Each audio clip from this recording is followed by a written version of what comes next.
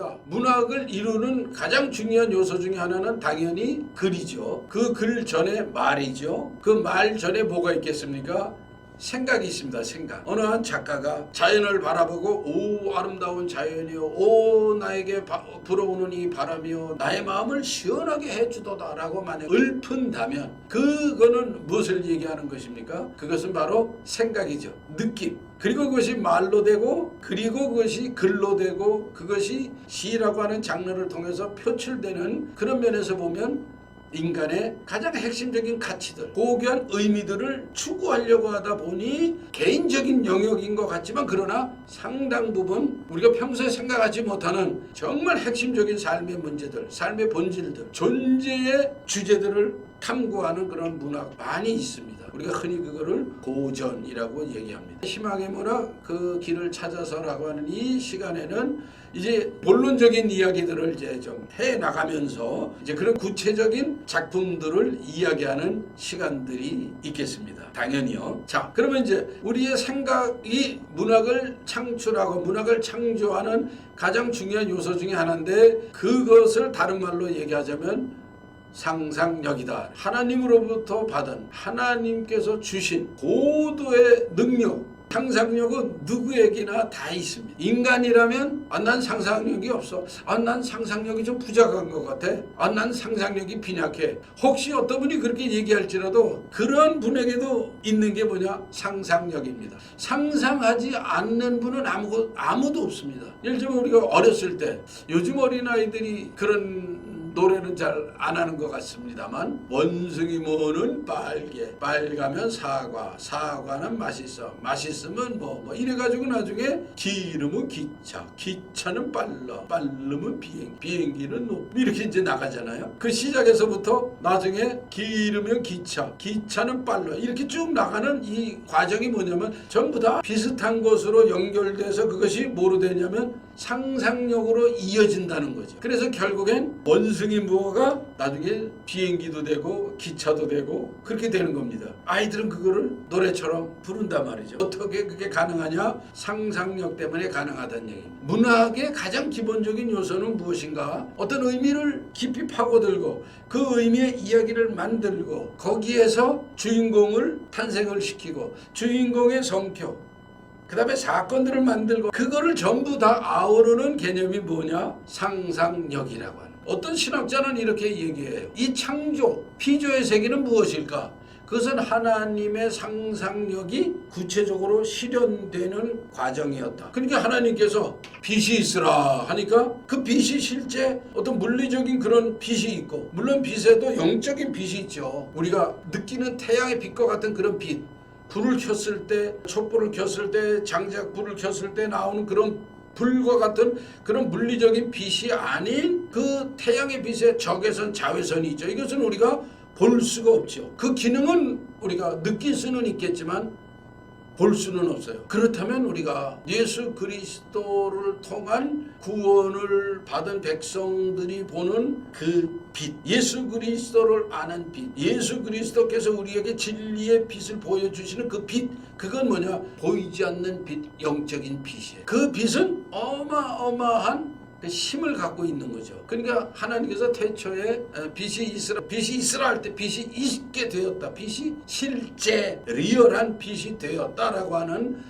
이 피조의 세계가 가능하고, 궁창을 만드시고 또 나누시고 별들을 만드시고 그 다음에 지구를 만드시고 여러 이제 생물들을 만드시는 이 모든 과정은 뭐냐? 하나님의 상상, 하나님께서 그렇게 상상하시니까 그렇게 되었다.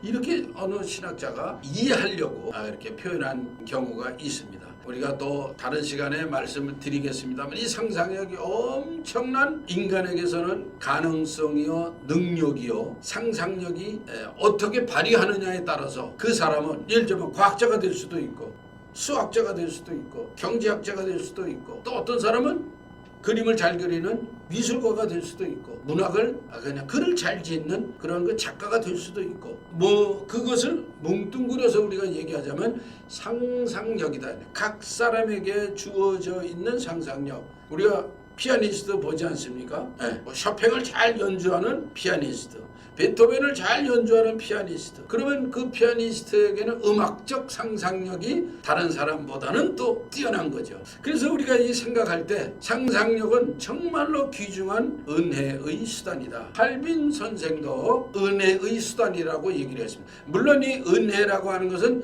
예수님께서 십자가에서 죽으시고 그 흘리신 보혈로 믿는 자에게 주시는 구원의 은혜라는 그 특별 은총, 그 은혜의 의미는 아닙니다. 그럼 뭐냐? 하나님께서 이 세계를 창조하시고 이 세계를 깨닫게 하시는 그 능력을 우리에게 주셨는데 그것도 은혜죠. 그러니까 구원의 특별한 은총을 얘기하지 않는 하나님과 하나님의 세계를 우리가 발견하고 찾아가고 그 의미를 찾을 수 있는 그런 의미의 은혜. 모든 것이 은혜. 은혜 아니면 우리가 살아갈 수 없잖아요. 그러니까 하나님의 만들어 놓으신 세계를 느끼고 체험하고 그렇게 함으로써 우리의 삶의 본질들을 성찰해 나가면서 삶의 보람과 진정한 목적을 찾아서 우리의 삶이 허무하거나 여러분 어떠세요? 권태로 오신가요 혹시? 그래서 아이고 뭐 일을 너무 많이 했더니 너무 힘들어. 근데 내가 왜 이렇게 열심히 살지? 무엇을 위해서? 그러다가 어느 때 번아웃이 돼요. 딱 문제가 터져가지고 의미를 찾지 못해요. 내가 이렇게 꼭 살아야 되는 의미가 있을까? 이렇게 생각을 하면서 생기는 게 권태. 그 현대인들에게 찾아오는 이 권태감이라고 하는 거는 때로는 이유 없이도 찾아올 수가 있대요. 왜냐? 너무 열심히 일하다가 열심히 일하지 않는 사람은 없겠습니다만 너무 열심히 일하다가 공허해지는 이 진공의 상태에 만약에 들어가게 되면 갑자기 공허해진다는 거예요. 현대인의 일종의 심리적인 장애 가끔 보시잖아요. 공황장애. 연예인들이 굉장히 잘 나가는 연예인들이 어느 날 갑자기 예를 들자면 연기도 잘 안 되고 어느 날 갑자기 내가 아닌 것 같이 느껴지고 어느 날 갑자기 뭔가 멍해지고 그런 거를 느낀대요. 공황장애라고 가끔 우리가 그 연예인들 보기도 합니다. 뭐 정치인들 중에도 그런 분들도 가끔 나타났어요. 열심히 정치 활동을 하다 갑자기 멍해지는 거예요. 내가 왜 이렇게 무슨 목적을 향해서 누구를 위하여 이렇게 하는가 뭐 이런 식. 우리 사회인 일반 직장 생활을 열심히 하다가 어느 사건들이라든가 또는 어느 한 순간에 이 과도한 그런 그 번아웃이 오면은 그걸 느낀다는 거죠. 그러니까 우리가 은혜 안에 있을 때는 이런 것이 잘 조정이 되고 우리가 그걸 찾아가고 의미들 속에서 의미망을 가지고 인생의 그 보람을 향해서 잘 살아갈 수가 있을 테인데 하나님께서 우리에게 주신 선한 삶을 살아가는 그리고 하나님께 영광 돌리는 삶을 살아가는 그러한 아름다운 삶을 살 수 있을 텐데 이 은혜의 상상력이 말하자면 흔들리거나 이것이 일종의 소진되면 우리의 삶의 목적과 보람을 찾을 수가 없다. 희망이 사라지는 거죠. 갑자기 불이 꺼지는 상황 퍽 하면서 불이 나가요. 모든 전원이 나가면 깜깜해지는 그런 상황과 같은 그런 것. 이것이 뭐냐?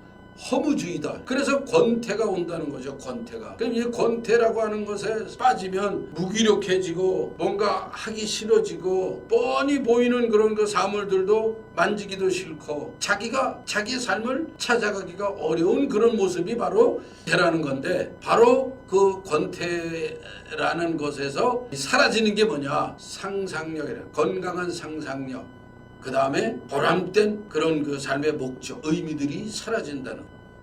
그러면서 갑자기 불이 나가는 것처럼 퍽 하면서 깜깜해지는 그런 모습이다. 은혜를 느끼지 못하게 되는 그러한 상황이다.